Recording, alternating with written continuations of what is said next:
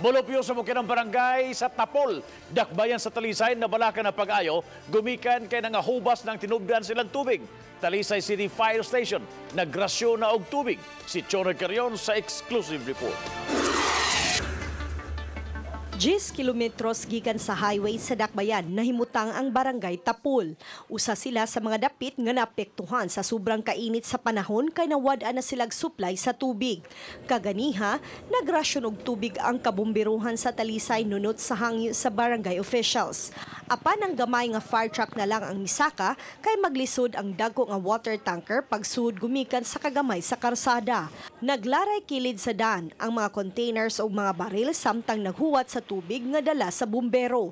Mato ni Konsehal Jose Juarez nga nahubsan gyud ang ilang tinubdan sa tubig mugna sa El Nino. Ang barangay Tapol adunay 1,800 nga populasyon ug lisod gyud ang kanhit sa tubig, mao nagsalig sila sa rasyon sa Talisay City Fire Station. Marlima ni ka-spring. Karon si manan ubas gyud bot ngano? Kaya nami kanang murag spring nga lima ka buok. Usan na nabilin yun. Kanang among sibigan ng sa ubanan jud basta daghan kay magkabo. Makuan kanang makadhot lagi.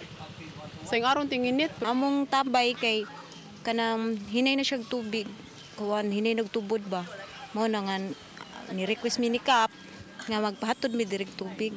Bisag once a week lang.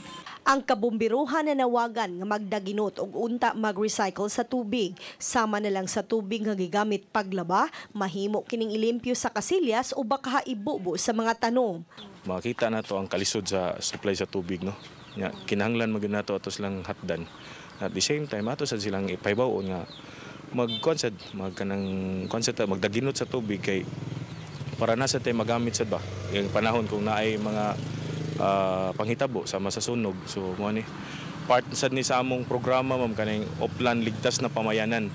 Ang kabumbiruhan morasyon og tubig sa barangay Tapol matag Martes ug Biyernes ug sa barangay Maghaway kada Lunes, Miyerkules ug Huwebes. Uban ni Marlon Melgaso, Chona Carrion, Balitang Bisdak.